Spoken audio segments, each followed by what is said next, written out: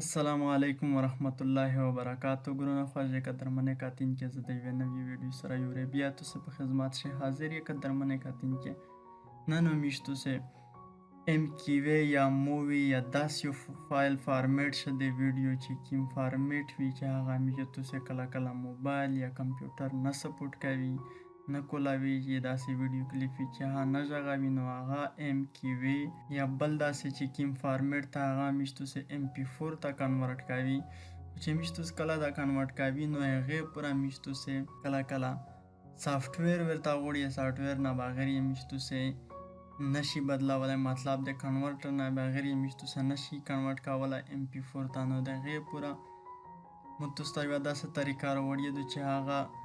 چې کوم کنورټر د هر سړي سره په کمپیوټر شه موجود وي خو چې څنګه خلته پاته نه لګي خیر چې چاته پاته لګي او په پیږي په پوي وي نو څه چې میشتو سه MKV فایل mp4 ته بدل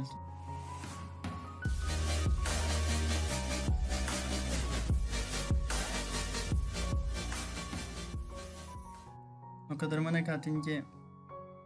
زه تاسو ته هغه سافټویر وښایم چې هغه سافټویر دی تاسو VLC پلیئر چې د هر سړي سره موجود وي نو هغه تاسو کولاو کې ستای د میډیا باندې کلیک کې ستای یغه بعد لوند روشستای convert/save convert باندې کلیک کې ستای چې شارټ کټ یې دا Ctrl+R چې کله تاسو باندې کلیک کې ستای تاسو ته داس نمونه یو وینډو کولاو شي نو تاسو بیا په اډ باندې کلیک کړئ چې تاسو کوم فایل لای کوم ویډیو چیر شي چې دا هغه کنورټ کوي سا mp4 ته نو په اډ باندې کلیک کړئ تاسو ته وشای چې تاسو فایل چیر شي نو مو په ډیسکټاپ باندې شتای هم نو دا مو ویډیو د چې کیما MKV فایل شه دو فارمیټ شه دو مزه دا بدلاوم mp4 ته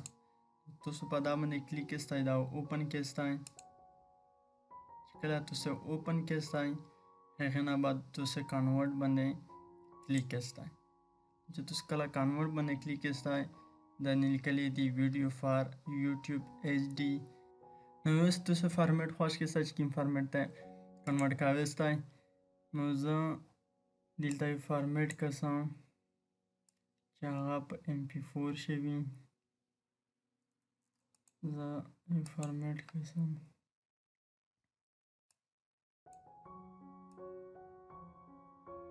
نو زه د آخري ویډیو فار YouTube HD دغه پورا د کنورټ کوم YouTube یې پورا تاسو زه ورته خاص کې ستای چې کوم دوی شه فایل دستای سیو کوي ستای براوز باندې کلیک کړئ واپس هغه دوی چې کوم دوی نام فایل رو خستایم خدا یو ولاره چې کله تاسو هم فایل کنورټ کوي ستای د نام مخشه د کیمی کیز لیکلي دی دا ویډیو نوم دی د اغوال نو اول تاسو دلته خپل نوم ورکړئ چې په څه نوم باندې سیو کوي ستای هغه نه بعد ډاټ mp4 لازم ها دلته وایي سایپ شي نو هغه نه بعد تاسو چې کله نوم ورکړئ هغه نه بعد mp4 اس مو نوم ورکړی دی ډاټ mp4 دا لازم هم دلته لیکئ ملي چې دغه نه بغیر نه کنورټ کیږي